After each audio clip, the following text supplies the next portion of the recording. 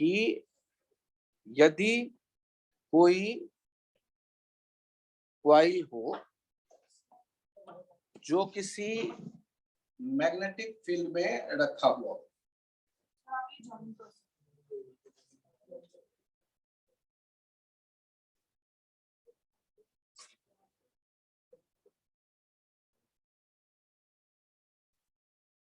यदि कोई वायर का लूप हो और मैग्नेटिक फील्ड में रखा हुआ हो और इसे आप रोटेट करते देखें, तो इस लूप में आप जो फ्लक्स लिखेंगे किसी भी टाइम पे, वो क्या लिखेंगे? बी डॉट ए फाई हो जाएगा बी ए कॉस थीटा। यदि शुरू में 0 डिग्री का एंगल बी और ए के बीच में हो तो टी टाइम पर हो जाएगा B A cos omega T. और यदि आप D phi by D T लिखेंगे माइनस के साथ, तो ये क्या बन जाता है? ईएमएफ। ये कितना हो जाएगा? B A omega sine omega T. इसे आप कह सकते हो E equals to E naught sine omega T, जहां ई नॉट आप देख रहे हैं बी ए ओमेगा। यदि n टर्न होता तो वो n बी ए ओमेगा हो जाता। और ये जो ईएमएफ है ना, इस ईएमएफ की खासियत क्या है कि आप मैथ्स में फंक्शन पढ़ चुके हैं, और फंक्शन पढ़ने के कारण आपको पता है कि ई और टी का जो रिलेशन होगा वो एक साइन का कर्व होगा। और ये जो साइन का कर्व वाला ऐसा हम देख रहे हैं डेवलप हो रहा है ईएमएफ, इसे हम कहते हैं अल्टरनेटिंग ईएमएफ।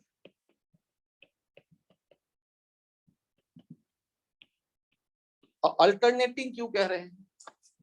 क्योंकि पॉजिटिव और निगेटिव हो रहा है, मतलब अल्टरनेट वे में उनकी पोलैरिटी बदल रही है। और यहाँ कोई बड़ा काम नहीं किया हमने, केवल एक लूप को रोटेट कर दिया। तो क्लास 10th में हम लोग एसी जनरेटर पढ़ते हैं, तो एसी जनरेटर में एक लूप रोटेट करते हैं, उससे हमें ईएमएफ मिलता है। आपको यहां से एक लाइन लेके आगे बढ़ना है, ई बराबर ई नॉट साइन ओमेगा टी। एक ही लाइन लेकर आगे बढ़ना है हमें।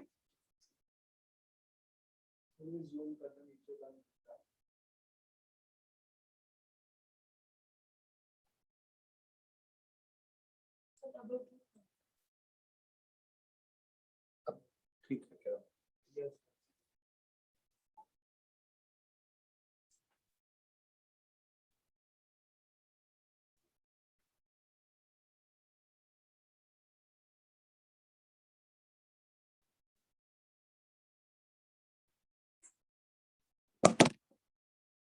आप यहाँ तक यदि लिख चुके हो तो आगे बढ़ें। Yes sir. ये अब ऐसा जब सोर्स कोई होगा जो साइन वेव वाला ईएमएफ दे, उसका ये सिंबल हो गया। ये सिंबल जो है किसको रिप्रेजेंट करेगा? E equals to E naught sine omega T type को, या कभी कभी इसे ऐसे लिखते हैं V equals to V not sine omega T. ये सोर्स ऑफ ईएमएफ जो है, अल्टरनेटिंग सोर्स ऑफ ईएमएफ का ये सिंबल हो गया। सिंबल में खास एक ध्यान दीजिएगा ना, ये एक सर्किल जो है, इसके बीच में आपने क्या बनाया है? ये ऐसे लाइन खींचा, ये किसका कर्व है? साइन। तो ये साइन कर्व देख के आप समझ जाए कि ये किसका सोर्स है। ये एक ऐसा सोर्स है जो V equals to V not sine omega t दे रहा है। आइदर cos ओमेगा टी, ये E equals to not sine omega t कह लो, या V equals to V not sine omega t कह लो। जब आपके पास कोई सोर्स आया तो तीन बेसिक जो डिवाइसेस हैं उनके बारे में हमें बात करना है। और वो डिवाइसेस कौन से हैं? उनमें सबसे पहले हमारी जानकारी किसके साथ है? रेजिस्टेंस के साथ। तो यदि मैंने रेजिस्टेंस के साथ ही इसे अप्लाई किया V equals to V not sine omega T को, तो बताइए तो करंट का वैल्यू क्या लिखा जाए? I equals to V by R, naught sine omega T by R, V naught sine omega T by R. या इसे लिख सकते हैं I equals to I naught sin omega t, where I naught equals to V naught by R, और ये it is called AC, alternating current.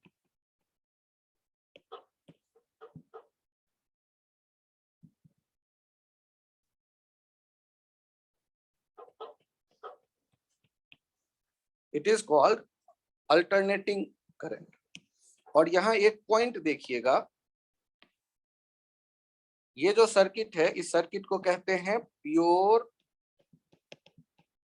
Resistive circuit, इसमें केवल resistance मौजूद है। V and I are in same phase. जैसे जैसे V बढ़ रहा है वैसे वैसे I बढ़ती जा रही है। V और I में कोई फेज का डिफरेंस नहीं है। तो यदि कोई अल्टरनेटिंग सोर्स ऑफ ईएमएफ एक रेजिस्टेंस के साथ लगाएंगे तो क्या होगा, करंट बढ़ेगा, वोल्टेज बढ़ेगा, करंट घटेगा, वोल्टेज घटेगा।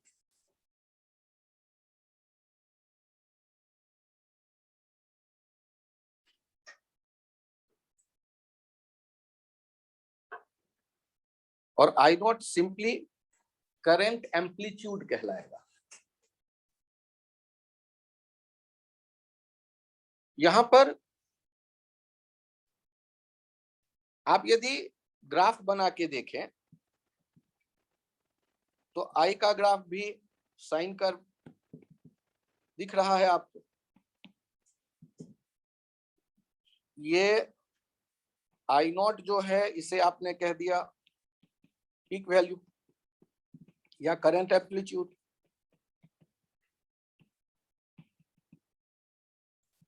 जब भी साइन कर्व या साइन का फंक्शन होता है या कॉस का, तो एक एम्पलीट्यूड टर्म आ जाता है मैक्सिमम वैल्यू के लिए। अब यहां मुझे बताओ, y dx आपने जब देखा होगा तो आपको पता है ना, एरिया देता है ये। तो I dt क्या देता होगा, एरिया। अब यदि कोई मुझसे कहे एवरेज करंट,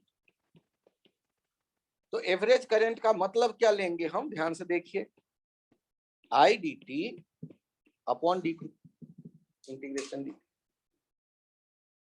अब यदि एवरेज करंट कहता है तो जनरली ये एक साइकिल के लिए हम लोग चर्चा करते हैं एवरेज करंट। जब कुछ नहीं कहा गया है मींस एक साइकिल के लिए।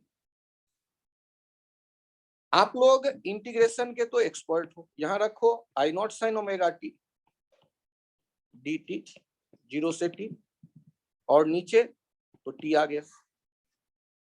और मुझे बताओ, यदि मैं साइन ओमेगा टी को इंटीग्रेट करूंगा तो क्या किस में बदलेगा, ये minus cos omega t by omega 2 pi by T into T, omega के बदले मैंने लिखा है, ध्यान देना, अपॉन 2 पाई बाई टी। आप यदि ओमेगा ही यहां लाना चाहो तो ओमेगा ले आओ। अब आपके मन में एक विचार आएगा, सर आपने 2 पाई बाई टी क्यों कर दिया? तो 2 पाई बाई टी करने के पीछे मेरा लॉजिक है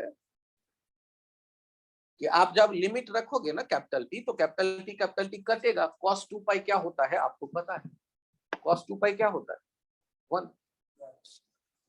cos 0 भी होता है 1। 1 माइनस 1 क्या हो जाएगा? 0। I not 1 minus 1 upon omega that is 0। और वैसे भी आप देखो, एक साइकिल की जब आप बात करेंगे तो एक साइकिल तक में एक एरिया पॉजिटिव है और एक एरिया निगेटिव है, तो वैसे ही एरिया का सम 0 है। तो एवरेज करंट आपने देखा 0, और जब एवरेज करंट 0 आ जाता है तो निश्चित रूप से हमारे लिए एक नया टर्म कॉइन करना जरूरी हो जाता है, रूट मीन स्क्वायर एवरेज। यहाँ एवरेज करने में जीरो क्यों हो गया? क्योंकि ये प्लस भी था आई और माइनस भी था। तो आईडीटी किया हमने और एक साइकिल में वो जीरो आ गया। और जब करंट, हाँ बोलो,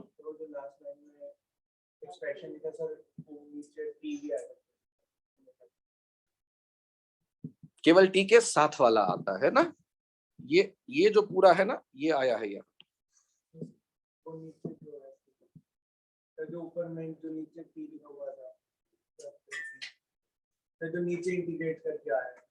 अच्छा, नीचे जो इंटीग्रेट करके आया था, थैंक यू, ये टी भी रहेगा साथ में और इसके कारण ये हो गया। फाइनली हमारे सामने है जीरो। अब हम क्या करें? हमारे पास ये तो पता चल गया हमें कि एवरेज जो करंट है वो जीरो है। तो दूसरा तरीका क्या है कि यदि आई का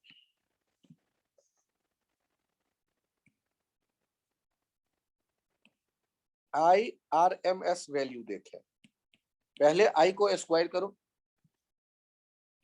फिर उसका एवरेज ले लो एक साइकिल का, और एवरेज का मतलब आई स्क्वायर dt, जीरो से टी, नीचे जीरो से टी dt, और इसको किससे, ये तो स्क्वायर का एवरेज आया, फिर स्क्वायर रूट ले लो। इसे हम क्या पढ़ते हैं?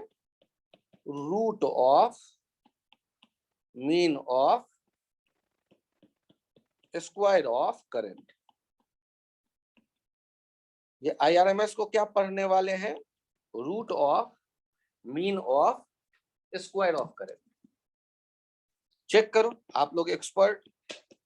आई not square sine square omega T, zero से टी तक इंटीग्रेट करना है dt, और नीचे इंटीग्रेट होके टी आ गया कैपिटल, और इसका स्क्वायर रूट 2 से ऊपर नीचे मल्टीप्लाई कर दो, आई नॉट स्क्वायर बाई 2t, और 2 साइन स्क्वायर ओमेगा टी को हम लोग लिख सकते हैं 1 माइनस कॉस 2 ओमेगा टी। और फिर आप इसको इंटीग्रेट करने वाले हो जीरो से टी तक।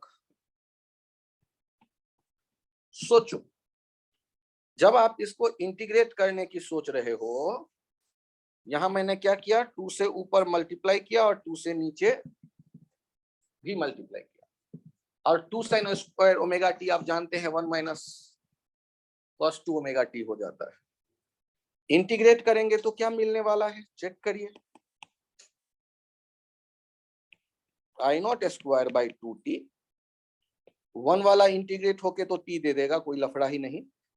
कॉस हो जाएगा इंटीग्रेट होके साइन 2 ओमेगा टी और बाई 2 ओमेगा, और इनका लिमिट हमें रखना है। कहां से कहां तक लिमिट रखें? जीरो से टी तक। अब बताओ तो, साइन 2 ओमेगा टी में जब कैपिटल टी रखेंगे तो क्या आएगा? तो वो भी जीरो आएगा, और साइन जीरो पे भी जीरो आएगा।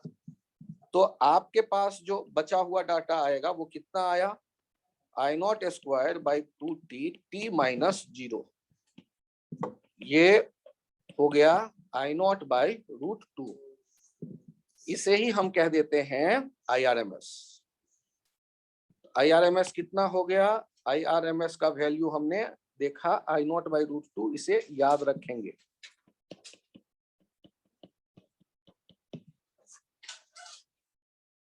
IRMS का जो वैल्यू है इसे हम याद रखेंगे, और प्रोसेस अब आप सीख गए तो आपको बड़े आसानी से ये दिख जाएगा। यदि v बराबर v naught sine omega T है तो उसका भी एवरेज जीरो होगा, और VRMS होगा v नॉट बाई रूट 2। तो आपने नेक्स्ट देखा v बराबर v naught sine omega T, average v हो गया जीरो, और VRMS की बात करते हैं, ये हो जाएगा v नॉट बाई रूट 2। ये सिमिलरली लिख दो।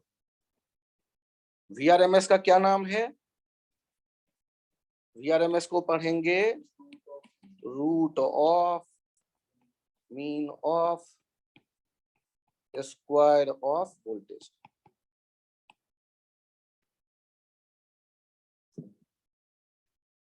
Root of mean of square of voltage.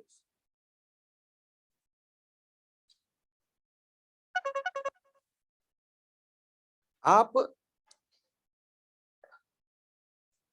यदि ये समझ गए हो तो एक वैल्यू आता है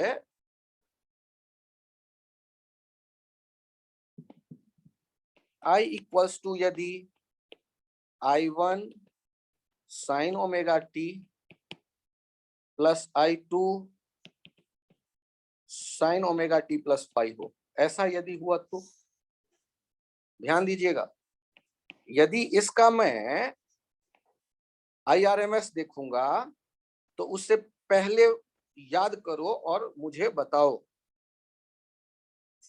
कि क्या आपको इसका I नॉट पता है कि I नॉट इसका इनका जो I बराबर I naught sine omega T plus psi लिखा करते थे, कहां से? Like superposition of SHM।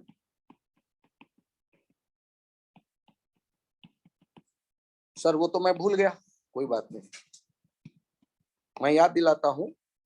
ये कहां से आता था? तो ये आता था, आप क्या कर देते थे, I1 लिखा करते थे और उससे फाई एंगल पे लिख दिया I2 और उनका रिजल्टेंट जो हुआ करता था वो I naught under root I1 square plus I2 square plus twice I1 I2 cos phi. और उसके बाद यहाँ साई का काम है नहीं तो छोड़ दो। अब यदि तुम्हें इनका या इनका आपको लिखना हो IRMS तो क्या लिखोगे? I naught by root two. क्या लिख देंगे हम लोग? I naught by root two. तो आप इनका जो वैल्यू लिखते हैं वो इस तरह से याद रखिएगा। और ये भी के लिए भी कर सकते हैं, ये भी के लिए भी RMS की जब बात आएगी तो ऐसे आप लिख सकते हैं कि यदि आपके पास एग्जाम्पल के लिए देख लो, यदि एग्जाम्पल के लिए देखना, यदि आपके पास ऐसे है I equals to 6 sine omega T plus 8 cos omega T, then find IRMS। I average यहां पूछेगा तो साइन वाले का भी एवरेज 0 होगा, cos वाले का भी एवरेज 0 होगा एक टाइम पीरियड का। और यदि IRMS पूछेगा तो IRMS कैसे निकालेंगे आप? तो याद करो 90 डिग्री पे जब IRMS आप याद करिएगा तो लिखते थे I naught by root two. I naught कितना हो जाएगा? Under root 6 square plus 8 square, 90 degree पे है इसलिए ये हो जाएगा 5 रूट 2 एम्पियर। कितना एम्पियर हो गया? 5 रूट 2 एम्पियर। ऊपर में आ गया 10।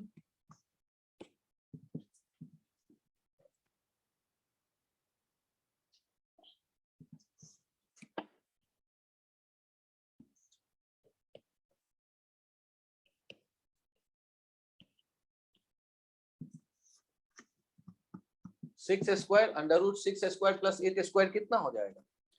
10 और 10 by root 2 that is 5 root 2। कोई कंफ्यूजन तो बताएं प्लीज।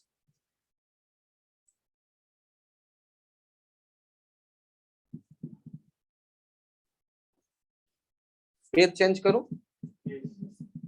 No sir.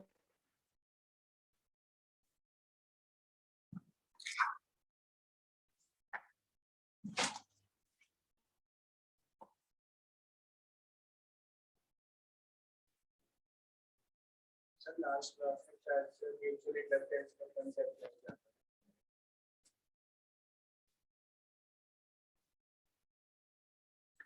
जहां तक में कोई कंफ्यूजन हो तो बताइए प्लीज।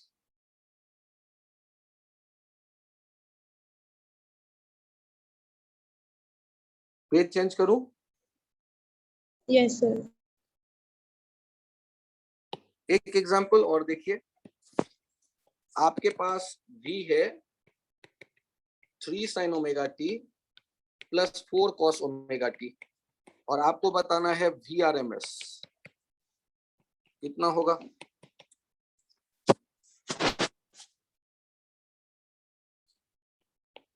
सॉल्व करते वक्त क्या लिखें, v इक्वल्स टू लिख सकते हैं under root 3 square plus 4 square sine omega T plus sine. अब ये v equals to v naught आपको दिखने लगा sine omega T plus sine, और अब आपको यदि कोई कहे VRMS बताओ तो आप क्या लिखते हैं, v naught by root 2 5 by root 2। यहाँ पर ये कितना आ गया है 5 बाई रूट 2 वोल्ट हो गया RMS का वैल्यू। जनरली V पे ये काम करने का मौका नहीं देखते हम, ये काम करना पड़ता है I के लिए ही मोस्ट ऑफ द टाइम, लेकिन फिर भी रास्ते दोनों के सेम हैं क्योंकि फंक्शन का एनालिसिस तो आप सेम तरीके से कर सकते हैं।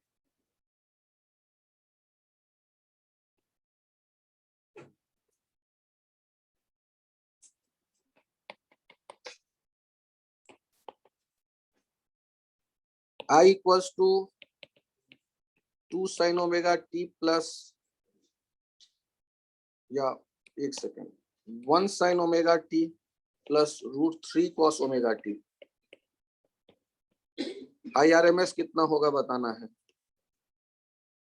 बताइए तो कैसे लिखा जाए।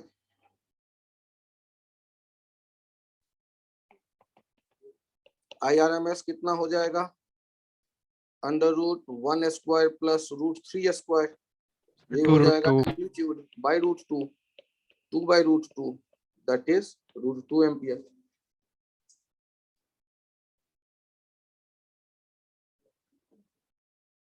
यदि अल्टरनेटिंग सोर्स ऑफ ईएमएफ हम यूज करेंगे तो आपसे करंट नहीं पूछेगा कोई, क्योंकि वो तो बदल रहा है, जब तक पूछेगा तब तक तो बहुत बदल गया होगा। आपसे एवरेज भी नहीं पूछेगा कोई, क्योंकि सबको पता है एवरेज 0 है। तो क्या पूछेगा आपसे, करंट बताओ, तो क्या बताओगे, सर मैं तो 0 बताऊंगा, तो क्या काम, क्या बताओगे RMS का यूज ही एवरेज की तरह आप करने वाले हैं, क्योंकि एवरेज तो 0 है, सबको पता है, तो एवरेज तो बताना नहीं है आपको। तो सिंपली यदि किसी सर्किट में करंट की आप बात कर रहे हैं RMS। और एक बात सुनो, यदि पुराना डीसी सर्किट वाला एमीटर यहां यूज करोगे तो वो रीडिंग नहीं देगा। 1 सेकंड में 50 बार इंडिया में जो सप्लाई है एसी घर में, वो 50 बार डायरेक्शन बदलेगी अपनी। तो 50 बार यदि प्लस माइनस माइनस प्लस होगा तो वो तो निडल जब तक लेफ्ट जाने की सोचेगा तब तक उसको मिल जाएगा इंस्ट्रक्शन राइट जाओ, निडल कहेगा कि भाई पहले डिसाइड कर लो किधर जाना है तब मैं जाऊंगा। इसका मतलब वो बेकार है एमीटर जो डीसी में यूज किया। तो करंट के हीटिंग इफेक्ट पर बेस्ड एमीटर बनाया जाता है। करंट लेफ्ट से राइट जाए या राइट से लेफ्ट जाए, हीट तो डेवलप करेगा, और हीटिंग से थर्मल एक्सपेंशन होता है।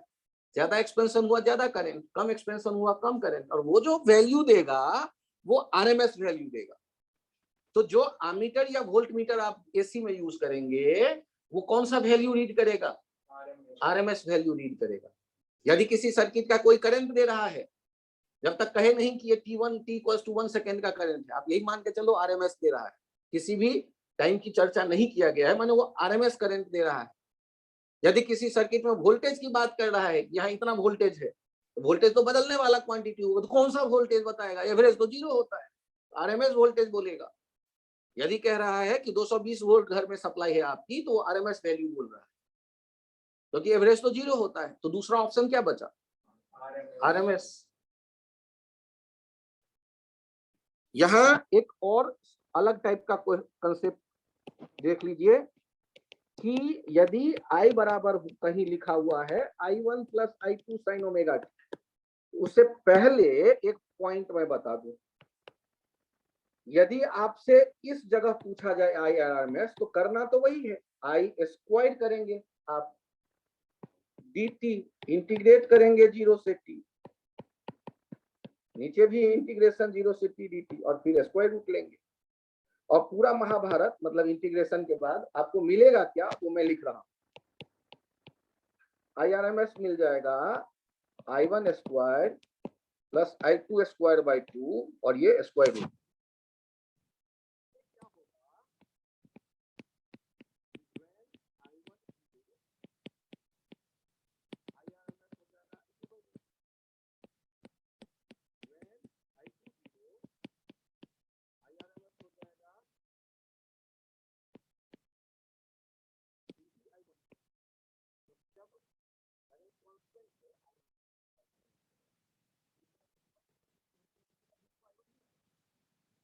दोनों को जस्टिफाई कर देता है तो आप ध्यान रखिएगा यदि बाई चांस आप भूल गए तो एक तो याद ही है दूसरी का तो जैसा रहता है वैसा अब दूसरी वाला तो यहाँ स्क्वायर रूट है I1 square plus definitely I2 square by जैसे आप I1 0 करोगे I2 बाई रूट 2 मिल जाएगा I2 0 करोगे I1 मिल जाएगा। और यहाँ ये पॉइंट याद रखिएगा IRMS is called DC equivalent of alternating current AC। मतलब कि कहीं पर I बराबर I naught sine omega T जा रहा है करंट R रेजिस्टेंस से,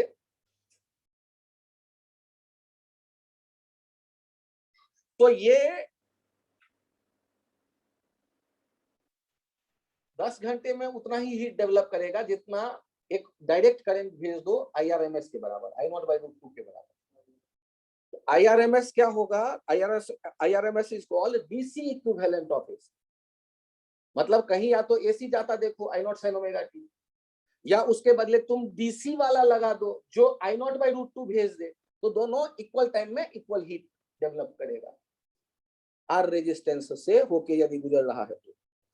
क्या ये बात मैं फिर से बोलूं? DC इक्विवेलेंट का क्या मीनिंग? यदि आप AC I naught sine omega t भेजे 1 घंटे R रेजिस्टेंस में, या I naught by root 2 direct current भेजें, तो दोनों के कारण जो उस R रेजिस्टेंस में हीट जनरेट होता देखेंगे आप एक ही जैसा। क्या ये बात समझ में आई? DC इक्विवेलेंट क्यों?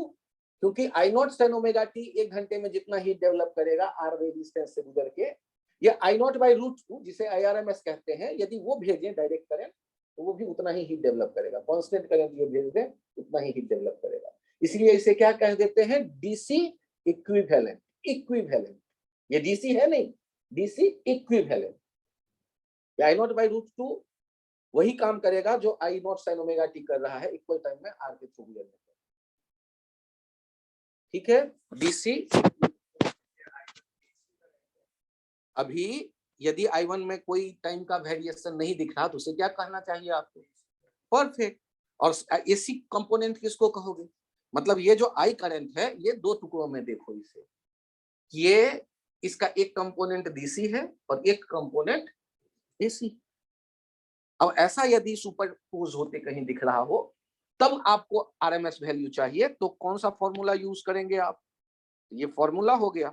यदि आपको याद है तो आप तुरंत ये काम कर लेंगे कि इस वाले के लिए ये फॉर्मूला यूज कर लेंगे। इसे फॉर्मूला की तरह याद रखिए, क्योंकि डिराइव करने में बहुत टाइम लग जाएगा। आप स्क्वायर करके, नहीं सर मैं इंटीग्रेशन के एक्सपर्ट हूं, तो भाई मैथ्स में लगाना ना है, आप फिजिक्स के पास सीधे यूज कर दो।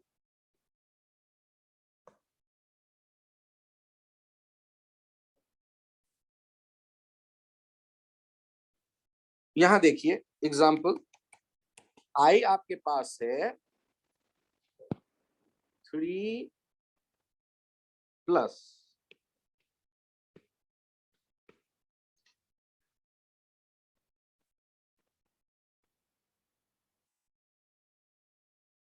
2 साइन ओमेगा टी,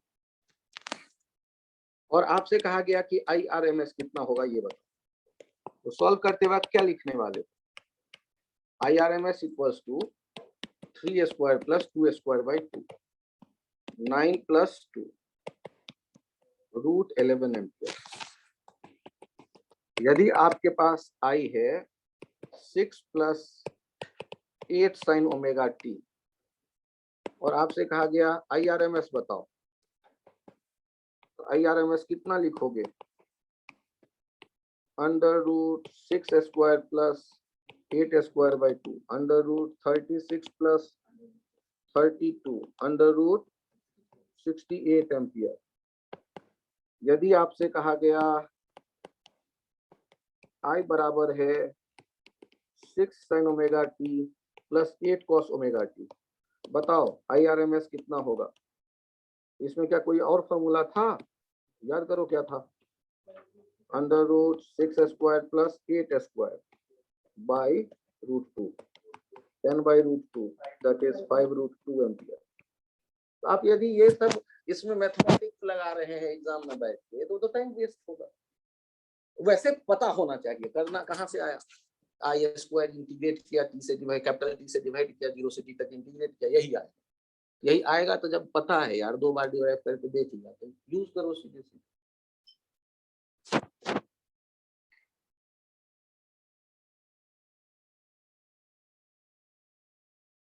क्या मैं पेज चेंज करूं? इस फॉर्मूले में आप कंफर्टेबल हो जाएंगे या हो गए हैं ऐसा मैं मान लूं, या अभी 10 एग्जाम्पल और करवाऊं? डाटा बदलना तो ठीक, बहुत बढ़िया। पेज चेंज करूं अब? Yes sir.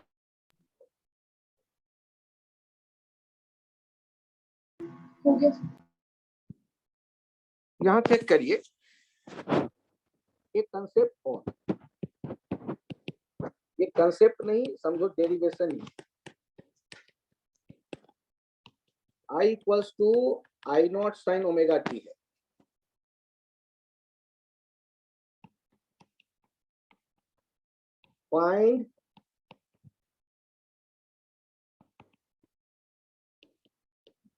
Find average current for half cycle। अरे राम, हाफ साइकिल क्या 0 कर दूं? हाफ साइकिल का मतलब तो हो गया 0 से T/2। No sir. तो यहां चेक करते हैं एवरेज करंट और हाफ साइकिल का मैथमेटिकल मीनिंग। 0 से T/2 तक IDT और 0 से T/2 तक DT। I0 sin omega t dt 0 से T/2 अपॉन नीचे T/2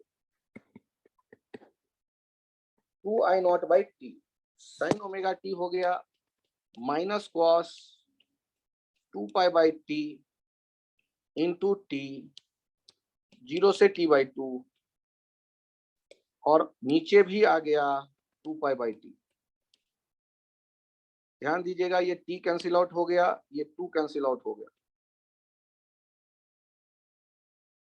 और इंटीग्रेट करिए, माइनस होने के कारण पहले मैं लोअर लिमिट रखता हूं 0, तो cos 0 1 होता है, और फिर अपर लिमिट रखूंगा T/2 तो cos पाई होगा -1, बीच में एक माइनस है, माइनस माइनस प्लस हो जाएगा। तो ये कितना आ गया 2I0/π। और ये रिजल्ट याद रखते हैं 2I0/π। मुझे याद नहीं रहता, लेकिन आप यदि कॉम्पिटिटिव एग्जाम में बैठे हैं तो ये सब ऐसे क्वेश्चन हैं जो डिफरेंट बुक में देखना, बहुत से एग्जाम ने दसियों बार पूछा है। अब हम बैठ के ऐसे क्वेश्चन में कैलकुलेशन करने लगे, उससे अच्छा है कि याद है तो ठीक है, नहीं यार टिक कर दिया। सर तो ये एवरेज जैसे हाफ साइकिल का पूछ सकता है, क्वार्टर साइकिल का पूछ लिया तो अरे भाई पूछ लेगा तो डिराइव कर लेना, कितना याद करोगे? नहीं सर फिर भी तो ठीक, तो यही रास्ता सोच लो, T/4 वाला रख के अप्लाई कर देना 0 से T/4। एवरेज का तरीका तो आपको पता चल ही गया। सर इसका यदि रूट मीन स्क्वायर पूछे, भाई जब ये हाफ साइकिल में पूरा का पूरा पॉजिटिव ही है तो जीरो तो एवरेज होगा नहीं, तो जहां एवरेज जीरो नहीं होता ना वहां रूट मीन स्क्वायर की आवश्यकता नहीं पड़ती। फिर भी पूछ ले तो सर आपको पता है प्रोसेस डिराइव कर लो। तो तैयार रहो ये फॉर्मूला की तरह याद रखने के लिए कि कितना 2i0/पाई होता है हाफ साइकिल का। जब i बराबर i0 sin ओमेगा t हो तो हाफ साइकिल का एवरेज होता है, और चूंकि ये एवरेज जीरो नहीं है तो हाफ साइकिल का आरएमएस नहीं पूछेगा। आरएमएस जब भी चर्चा में आएगा मीन्स वो पूरे साइकिल का ही चर्चा कर रहा होगा। ठीक है, यहां एक और रिजल्ट सीधे लिख रहा हूं, आप घर पे बैठ के वेरीफाई कर सकते हैं। Equal to v0 sin omega t,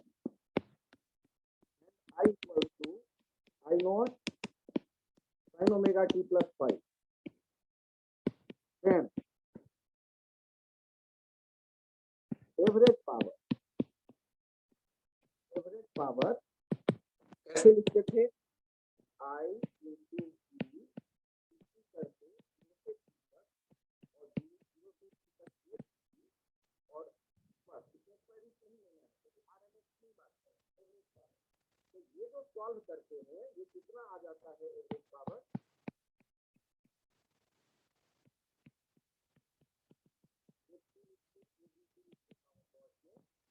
आ जाता है, ध्यान दीजिएगा। सर आपकी आवाज काफी कम आ रही है। क्या कह रहे हैं, सर आपकी आवाज क्लियर नहीं आ रही। ये जब कैलकुलेट करते हैं तो रिजल्ट जो निकल के आता है वो ये रिजल्ट निकल के आता है। इसका मतलब ये ऐसे देख सकते हैं I0/√2 v0/√2 cos 5, या ऐसे देख सकते हैं I0 v0 cos 5/2। अच्छा याद करो, पावर कहते ही आपके डीसी में क्या पढ़ाया गया है, IV। तो यदि आपसे कहा जाए पावर, तो पावर तो हो जाएगा IV, जो किसके बराबर हो जाएगा, I0 sin omega t plus 5 v0 sin omega t।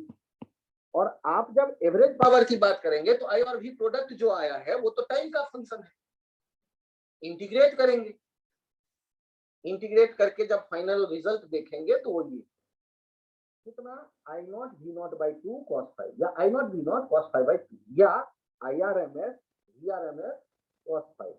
यहाँ ध्यान दीजिएगा कि ये रिजल्ट आया है कहाँ से, मैथमेटिक्स इंटीग्रेट करके। और आप जो cos 5 देख रहे हो वहां इसके बारे में एक और बहुत इंटरेस्टिंग पॉइंट है, cos 5 पावर में रहने वाला फैक्टर, cos 5 पावर फैक्टर। तो इसे आप पावर फैक्टर क्यों कह रहे हो, भाई ये फैक्टर मौजूद कहाँ है, पावर, इसलिए पावर फैक्टर कह रहा हूं। क्या नाम दिया इसको, पावर फैक्टर।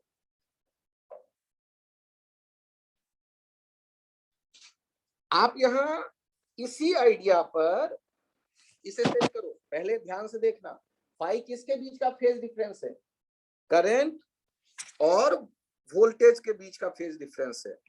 मेंशन कर लो, phi is phase difference between current and voltage, current and voltage. तो मैक्सिमम पावर फैक्टर कितना हो सकता है, बोलो मैक्सिमम पावर फैक्टर कितना हो सकता है। अरे cos 5 का वैल्यू तो 1 ही हो सकता है भाई, यदि 5 0 हो, यदि सेम फेज में हो तो 5 cos 5 0, cos 5 0 का मतलब हो गया cos नहीं 5 0 का मतलब हो गया cos 5 1, तो 5 0 जब सेम फेज में हो और प्योर रेजिस्टेंस वाले सर्किट में सेम फेज में है, तो प्योर रेजिस्टेंस वाले सर्किट में मैक्सिमम पावर डिसिपेट होगा क्योंकि उसमें 5 0 है। cos phi 1 है, तो ये फैक्टर जो हो गया मैक्सिमम हो गया। अच्छा, एक पॉइंट और, आप यदि वेक्टर थोड़ा सा सोचें, ध्यान से सुनिए, आप यदि वेक्टर थोड़ा सा रिकॉल करें तो आपको यहां पावर में कौन मौजूद दिख रहा है? VRMS into IRMS cos phi। जब पावर एवरेज की बात करते हैं तो ये आप देख रहे हैं, और इसमें कौन मौजूद नहीं है? IRMS sin phi। IRMS sin phi is called wordless current। अरे सर, ये कौन सी बात हो गई? इंटरेस्टिंग बात हो गई कि आई का, IRMS का एक कंपोनेंट एवरेज पावर में मौजूद है या पावर डेसिपेशन में दिख रहा है, IRMS cos phi। तो IRMS sin phi जो पार्ट होगा वो पावर में कंट्रीब्यूट नहीं कर रहा। तो पावर में होता तो वाट देता, पावर में नहीं है तो वाटलेस करंट कह रहे हैं। क्या कह रहे हैं उसे? Wattless current. IRMS cos phi कहां मौजूद दिख रहा है? IRMS cos phi मौजूद दिख रहा है पावर में, कंट्रीब्यूट करता, वो वाट वाला करंट है। और IRMS sin phi उसमें नहीं है। IRMS का दूसरा component IRMS sin phi, rectangular component सोचेंगे आप, तो उसे क्या कहेंगे? Wattless current.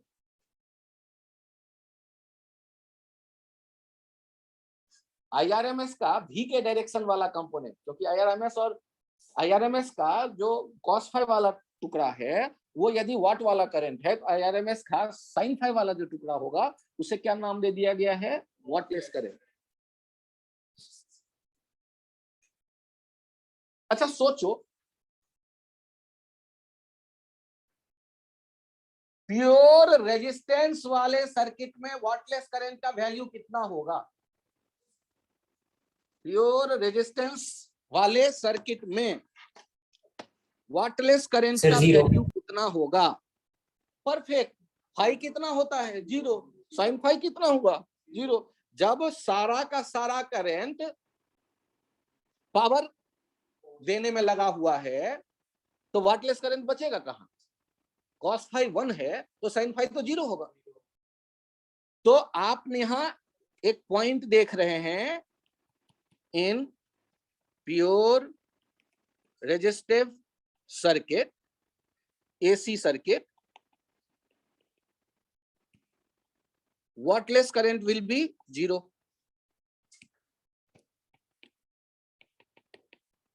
Wattless current IRMS sin phi equals to IRMS sin 0 equals to 0। Wattless current 0 है। ये पॉइंट आपके सामने आ गया।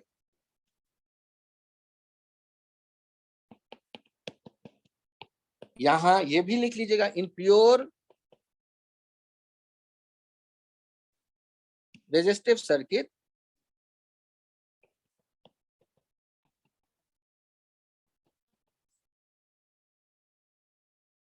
Power factor equals to cos phi equals to cos 0 equals to 1।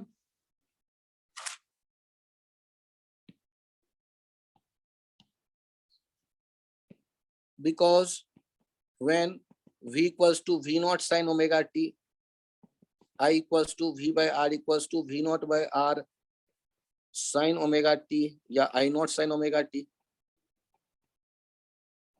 Phase difference 0। Pure resistance वाला circuit अभी आपने वही केवल देखा है और उसमें आपको दिख रहा है फाई 0, और फाई 0 है तो पावर फैक्टर cos phi 1 हो गया।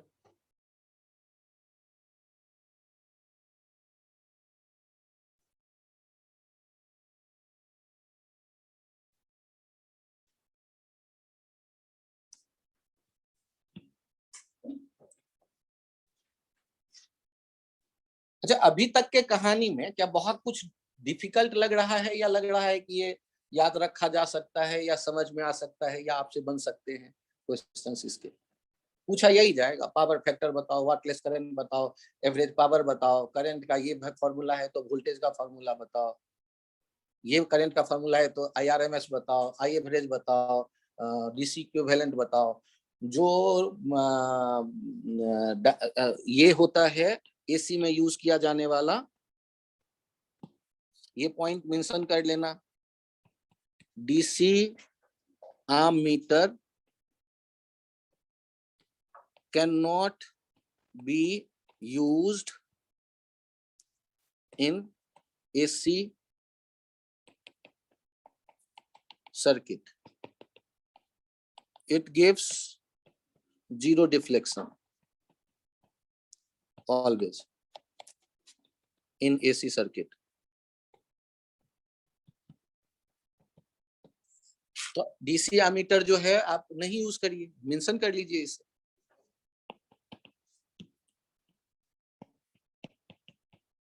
Volt meter and ammeter used in AC circuit gives RMS values, VRMS and IRMS respectively,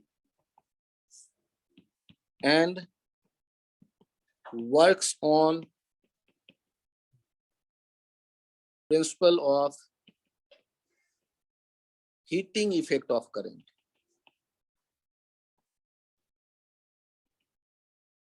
Works on principle of heating effect of current. Voltmeter and ammeter used in AC circuit gives RMS value, VRMS and IRMS respectively, and works on principle of heating effect of current.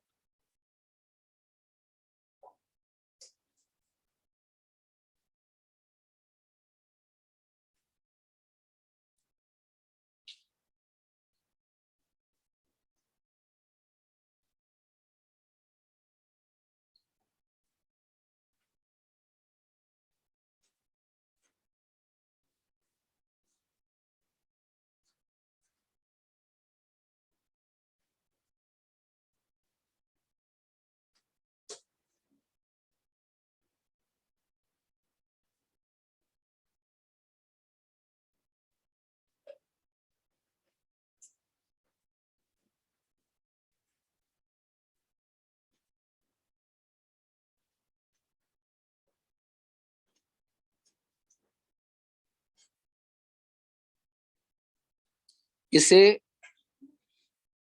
लिख चुके आप? Change करूं page? 1 minute. अरे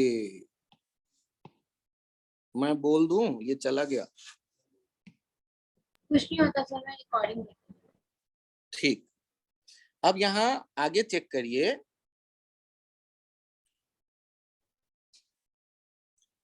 मुझे बताइए, जैसे आपने resistance लगाया वैसे ही प्योर रेजिस्टिव के बदले कैपेसिटिव सर्किट भी सोचा जा सकता है।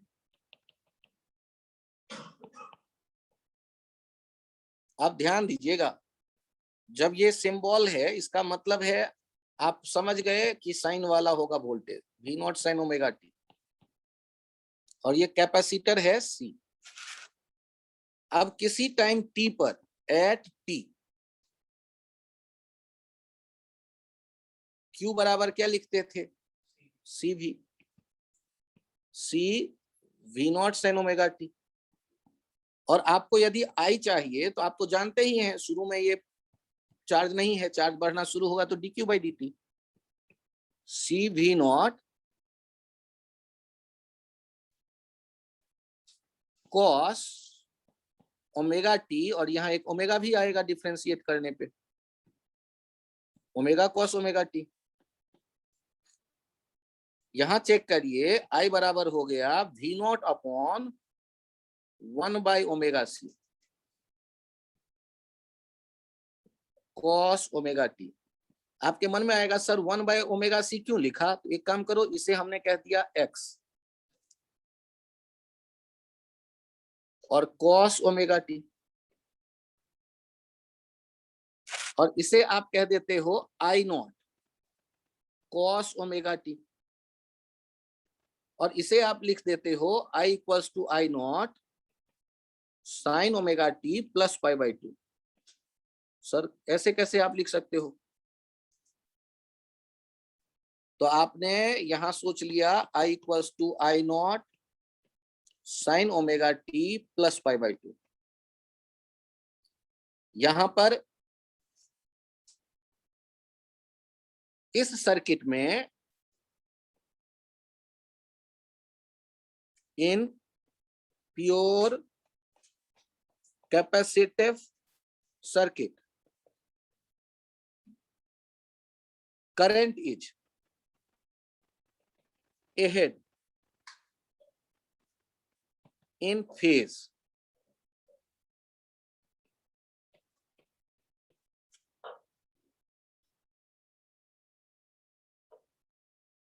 with respect to voltage by pi by 2।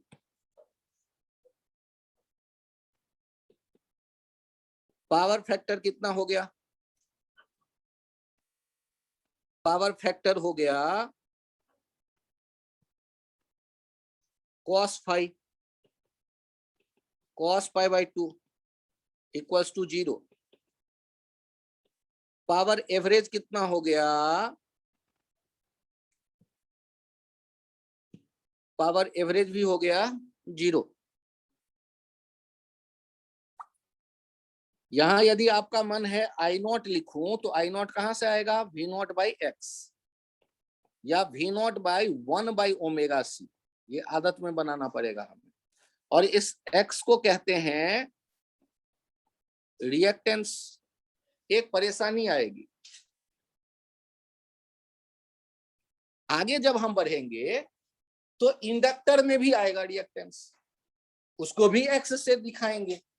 तो फिर दोनों एक्स में तो टेंशन होगा अपने को, कौन सा एक्स? तो यहां एक्स को एक सबस्क्रिप्ट दे देते हैं सी और इसको लिखते हैं 1 बाई ओमेगा सी और इसे कह देते हैं कैपेसिटिव रिएक्टेंस।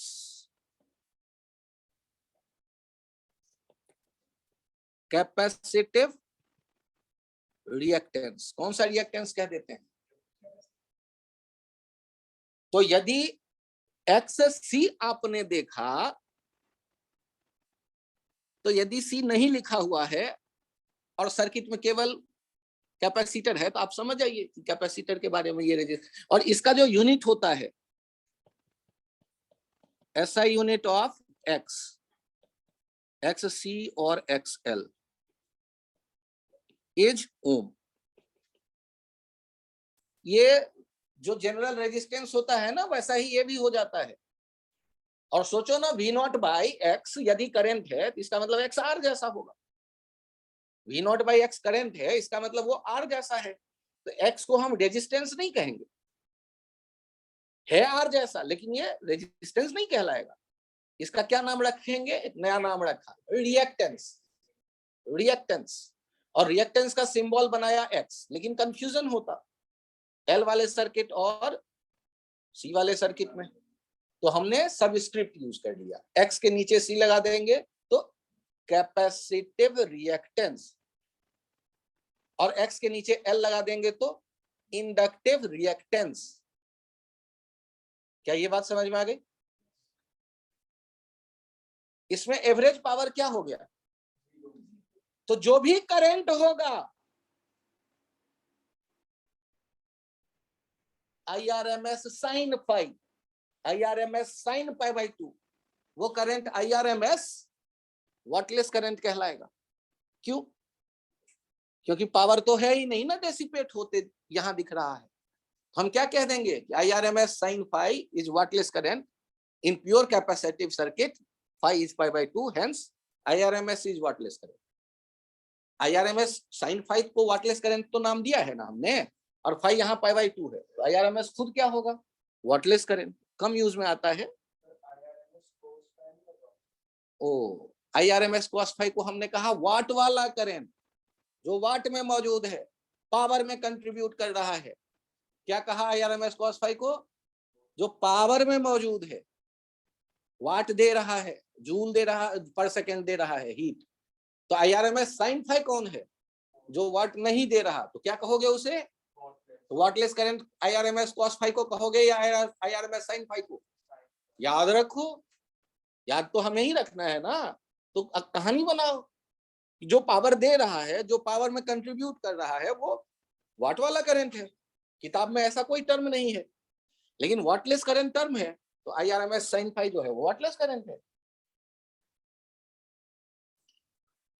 और x का यूनिट क्या हुआ? ओम। अच्छा बताओ, प्योर कैपेसिटिव सर्किट में कौन फेज में आगे है और कौन फेज में पीछे है? करंट आगे है और कौन पीछे है? वोल्टेज। इसे आपको दिमाग में जगह देना है। यदि आप दे पाते हैं तो इसका मतलब सही ट्रैक पे हैं, और बाय चांस मिस कर रहे हैं तो कुछ परेशानी है। हमें किसी न किसी तरह ये ध्यान रखना पड़ेगा, याद रखना पड़ेगा। इसी में तीसरा स्टार दे के लिख दो चाहो तो। वाटलेस करंट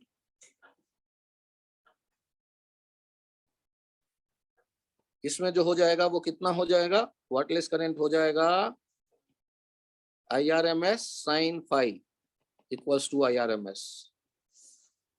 इसमें वाटलेस करंट पूरा का पूरा करंट वाटलेस ही है, क्योंकि एवरेज पावर तो 0 है। और पूरा करंट में कौन सा करंट? I not. कौन सा करंट? I, वो तो बदलने वाला है। I नॉट तो पिक है, IRMS।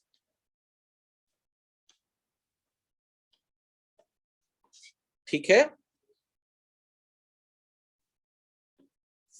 आप सोचिए और मुझे ये बताइए कि ये तीसरा जो यहां होगा उसको क्या नाम देंगे? Pure inductive circuit. और प्योर इंडक्टिव सर्किट में एक इंडक्टर हमें दिख रहा है और नीचे ये EMF सोर्स वाला V equals to V naught sine omega T, और ये L। और हम लोग क्या लिख लेंगे? L di/dt किसके बराबर? V के बराबर, equals to V naught sine omega t के बराबर। L di equals to V naught sine omega t dt। या ये di के साथ ये L को भी राइट साइड भेज देते हैं, V नॉट बाई L, और इंटीग्रेट करते हैं। इंटीग्रेट करेंगे तो I किसके बराबर हो गया? V naught by omega L minus cos omega T. और यहां पर प्लस C एक कांस्टेंट यूज कर लेते हैं इंटीग्रेशन। अब यहां देख रहे हैं ये V naught by x L sine omega t minus π/2, sine omega t minus π/2। यदि अभी नहीं लिखना चाहे तो एक लाइन छोड़ के लिख लेंगे। ये माइनस यहां रखिए, cos omega T plus C। अच्छा मुझे ये बताइए, सर्किट में तो बार बार वोल्टेज बदल रहा है, सर्किट में करंट भी बार बार बदल रहा है।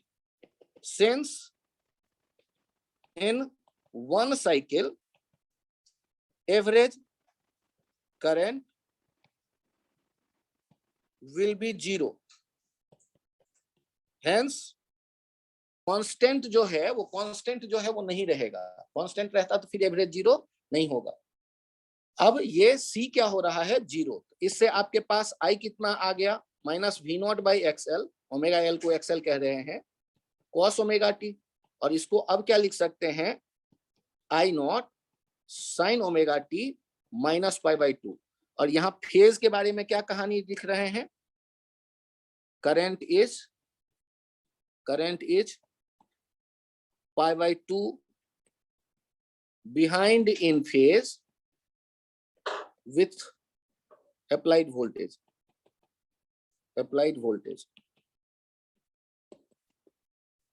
और ये आते ही आप यहाँ ऊपर में डायरेक्ट ये याद रखने की कोशिश करो, I naught sine omega t minus π/2। I naught किसके बराबर हो गया है? V naught by x. कौन सा x? XL। ये XL किसके बराबर है? ये ओमेगा L है। और इसका क्या नाम रखा जाता है? XL को कहेंगे इंडक्टिव रिएक्टेंस।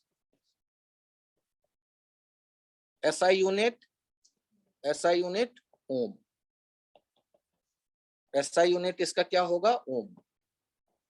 यहाँ फॉर्मूला ये XL equals to omega L एक इंपॉर्टेंट फॉर्मूला हो गया जिन्हें हमें ध्यान रखना है। यहाँ पर भी क्या दिखेगा? पावर फैक्टर, ये 5 फेज डिफरेंस हो गया, -π/2 हो या +π/2, cos फाई हो जाएगा 0 और वाटलेस करंट हो जाएगा IRMS।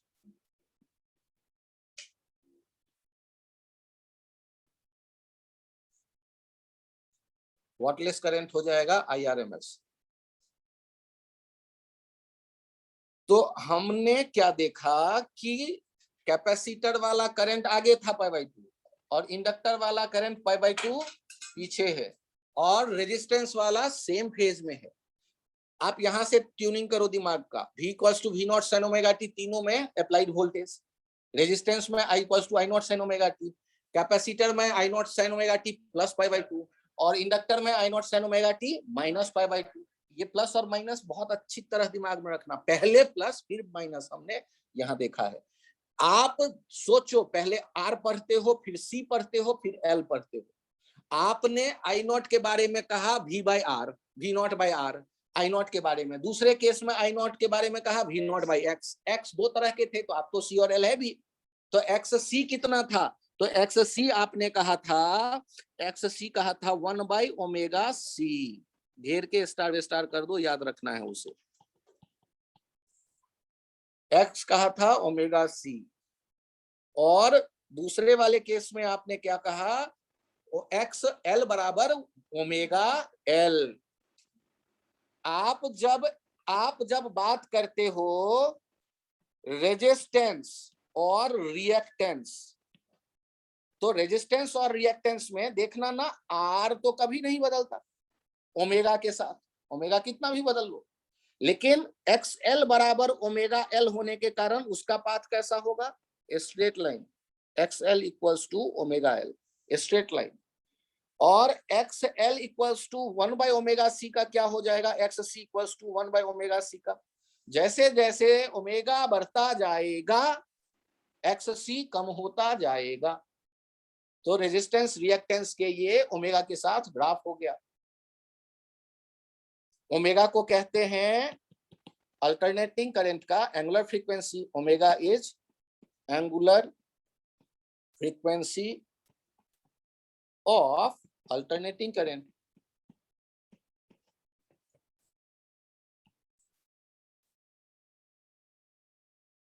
और अप्लाइड वोल्टेज,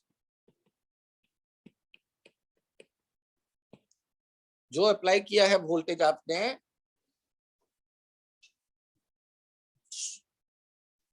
सोर्स में, उसका एंगुलर फ्रीक्वेंसी कह लो। अच्छा, फिर से सोचो, ओमेगा बढ़ेगा तो आर पर क्या असर पड़ेगा? कोई फर्क नहीं पड़ेगा। और ओमेगा बढ़ेगा तो एल पर क्या असर पड़ेगा? सर बढ़ेगा। बढ़ेगा लीनियरली, ओरिजिन से जाने वाला स्ट्रेट लाइन। और ओमेगा बढ़ेगा तो एल XC पर क्या असर पड़ेगा?